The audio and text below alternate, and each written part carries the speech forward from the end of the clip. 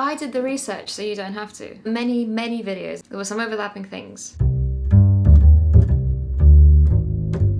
Are you wondering about starting a YouTube channel in 2024? Well, so am I. So let's figure this out together, shall we?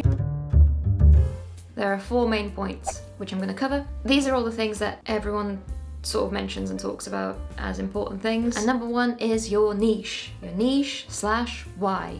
I've combined these two because some people did. For example, I am an actor/musician/very occasional stunt performer surviving in London. So those are probably the things I'd be talking about because those are the things I know. Why am I starting this channel? I've been thinking about starting a channel for many years, like a proper channel. Obviously this is my existing channel. I have videos on here, but they're not like proper YouTube content. This is a bit of a visual CV sort of thing. But yeah, I've been thinking about giving YouTube like a proper go for a while, and right now is as good a time as ever because part-time job that I had all of last year, which was taking up a lot of my time and energy and everything, doesn't exist anymore. Well, it does exist, but they changed the contract and they basically offered me to stay to do twice as much work for half as much pay, so I said no thank you. And now I have a lot of time between projects, which 98% of actors who are working actors, they spend more time between projects than they spend working on the project. And unless I have a reason to get out of bed, like a job or a training session or something, I tend to just not do anything and sit on the sofa and binge watch YouTube videos. So I figured instead of watching everyone else live their lives and being sad about not working, I might as well just use that time to do something. So this will hopefully keep me out of bed and motivated. If that happens to inspire someone or help someone else, I might drop some wisdom, I don't know. I've done a lot of research, so hopefully I'll be able to share that and, you know, help someone, I don't know. That'll be a good bonus. I'm rambling because I have no idea what's happening. I don't know what I'm doing. Number 2, who is your audience? Figure out your audience. So for me, I imagine my audience will be a younger me, someone who is just at the start of a career, figuring things out, or maybe even a young child who's still at school, wanting to do something creative with their life. Basically, there's things I can talk about that I, as a young child living in a small town in the middle of nowhere, would have been interested to see. I'm just gonna do the videos that I like watching. Well, no, I like watching a lot of really cool stuff, and I'm not funny enough or creative enough to do that kind of thing, I don't think. But we'll do something. Stay with me here, I'm really trying to stay with myself here. This is very hard. Number 3, plan ahead. So this is where I haven't planned ahead because I told myself that I was going to start the YouTube channel this year in January, and today it's literally the 31st of January. I've got a timer going on because I've got other things to do today. I need to leave the house in an hour. So this is getting uploaded regardless of what state this is in, because I feel like if I don't upload it today in January, I'm just gonna leave it for another year. Okay, so obviously I didn't get around to uploading it in January, but I did not leave it for a year. I am editing it right now on Wednesday, whatever date it is in February, and it's getting uploaded, so nothing's changed. I'm still unprepared, but it's happening. A lot of people suggest that you have 1 to 2 months of content, of like videos already filmed and done before you put out your first video. This is not what I'm doing, so don't be like me. Plan ahead and prepare so you have slightly more of an idea of what you're doing.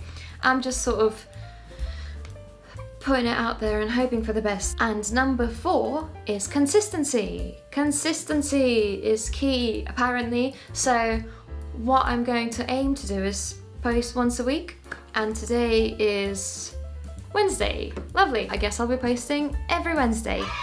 Jenna Marbles used to do that. This is not going to be anything like Jenna Marbles content because I'm not as funny. Another thing a lot of people mentioned is personality. having a personality is a plus. I don't think anyone's going to be lending me their personality anytime soon, so we're just going to work with what we've got. I have not planned for this. I'm using a corner of a room where I film my self-tapes usually. This is my lovely Amazon backdrop. I'm using the camera that I film my self-tapes on with the mic and everything. I can talk more about that at some point. There's a bunch of videos on YouTube that explain setups and stuff, but maybe I can do one as well.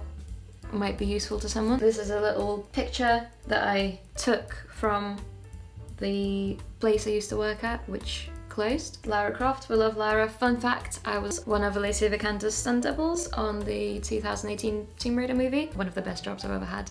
This is a book by Sarah Vaughan called Anatomy of a Scandal, which is also a Netflix series in which I was a recurring character in. I played Christina, the family's nanny, so I lived with Sienna Miller, Rupert Friend, Emily B. Smith and Sebastian Selwood, and lovely dogs.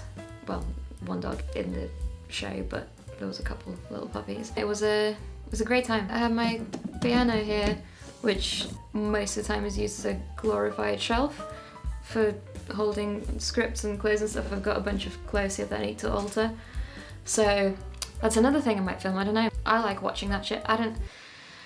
When I hopefully get a job, next time I get a job, I'll try to document it a bit more and get some behind the scenes footage or whatever. I sort of try to film a bit of a day in a life, or like try to film bits for a day in the life, but I'm just so bad at it that I always forget.